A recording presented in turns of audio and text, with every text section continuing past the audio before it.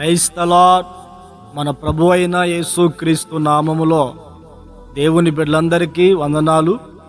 ఈ దినమంతయు యేసయ్య కనికరము సన్నిధి మనందరికీ తోడై ఉండునుగాక. ఈ దినపు దేవుని మాట దైవజనుడు యోహాను రాసిన మొదటి పత్రిక 2వ అధ్యాయము 5వ వాక్యాన్ని చదువుకుందాం. ఆయన వాక్యము ఎవడు గైకొనునో వానిలో దేవుని ప్రేమ నిజముగా పరిపూర్ణమాయను.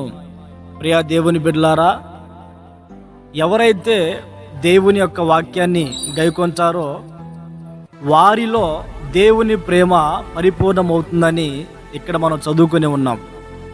ఈ వాక్య భాగంలో చూడండి, దేవుని ప్రేమ మనం కలిగి ఉండాలి. దేవుని ప్రేమ పరిపూర్ణం అవటం అర్థం ఏంటంటే దేవుని ప్రేమను మనము సంపూర్ణంగా కలిగి ఉండటము, మనము దేవుని ప్రేమ ఇతరులకు చూపించటము. అది ఎలాగా అంటే పరిపూర్ణంగా, సంపూర్ణంగా. ఈ దినాల్లో చాలా మంది ఆ దేవుని ప్రేమను వ్యక్తపరుస్తూ ఉన్నారు.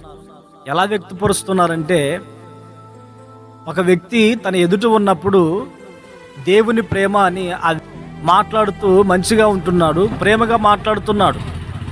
ఆ వ్యక్తి దాటి వెళ్ళిపోయిన తర్వాత ఆ ప్రేమ కనిపించట్లేదు, కానీ ఈర్ష్య ద్వేషాలు కనబడుతూ ఉన్నాయి. అయితే దేవుని బిడ్డలారా, ఏ వ్యక్తులు అయితే దేవుని ప్రేమ పరిపూర్ణమై ఉంటుందో ఆ వ్యక్తి ఎవరినైనా ప్రేమిస్తాడు, ఎంతటి వారినైనా ప్రేమిస్తాడు.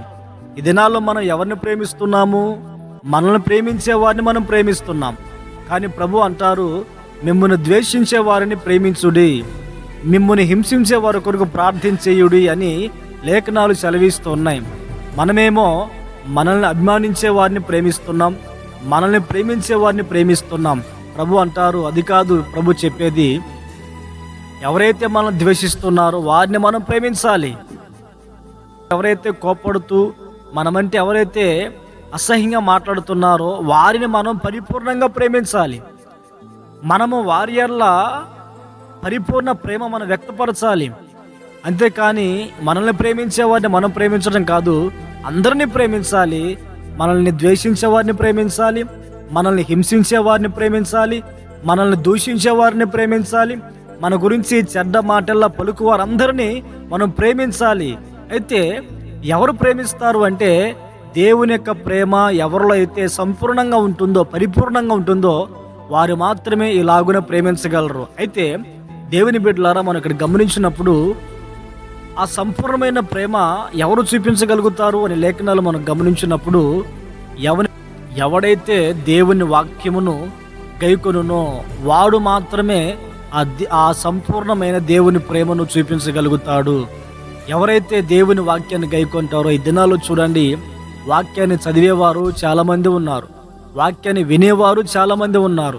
చదివి విన్న ఆ వాక్యాన్ని గైకొనటం అంటే ఆ వాక్య ప్రకారంగా జీవించటం, వాక్య ప్రకారంగా బ్రతకటం ఎవరైతే చేస్తారో వారిలో దేవుని ప్రేమ సంపూర్ణమై ఉంటుంది.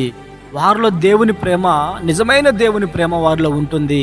కనుక దేవుని బిడ్డలారా, నిజమైన దేవుని ప్రేమ ప్రతి వారి యెడల మనం చూపించాలంటే దేవుని వాక్యం వినటం కాదు, దేవుని వాక్యం చదవటమే కాదు, ఆ వాక్యానుసారంగా మనం బ్రతికినప్పుడే దేవుని ప్రేమను అనేకులకు మనము తెలియపరచగలుగుతాము. కనుక దేవుని బిడ్డలారా, దేవుని వాక్యాన్ని మనం విందాం, దేవుని వాక్యాన్ని చదువుకుందాం, వాక్యానుసారంగా బ్రతుకుదాం. వాక్యం మనలో ఉండి నిజముగా మరి అనేకుల్ని ప్రేమించే ఆ దేవుని ప్రేమ ఆ వాక్యం మనలో కలిగించునుగాక. ప్రార్థన. పరిశుద్ధుడా, దయగల తండ్రి, ఆశ్చర్యకరుడా, మీకు స్తోత్రాలు చెల్లిస్తున్నాం నాయన. గడిచిన దినాలు కాపాడి ఉన్నారు, ఈ దినాన్ని మీరు మాకు అనుగ్రహించి ఉన్నారు నా తండ్రి, సజీవులుగా నిలిపారు. అందుకే స్తోత్రం. దినమందు మీరు మాతో మాట్లాడిన మాటల కొరకే స్తోత్రం. మేము మీ వాక్యాన్ని విని చదివి వాక్యానుసారంగా బ్రతికినప్పుడు మీ ప్రేమ మా హృదయంలో ఉంటుందని, నిజముగా పరిపూర్ణ ప్రేమ మాలో ఉంటుందని, ఆ ప్రేమ అనేకులకి మేము చూపిస్తామని మీరు తెలియపరిచారు నా తండ్రి. ఈ లోకంలో మీ ప్రేమ మేము కలిగి, మీ పరిపూర్ణ ప్రేమ కలిగి ఆ ప్రేమను అనేకులకు చూపుటకు కృపనిచ్చి బలపరచండి.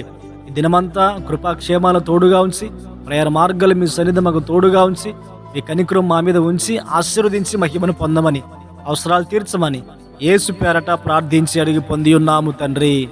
Amen, amen.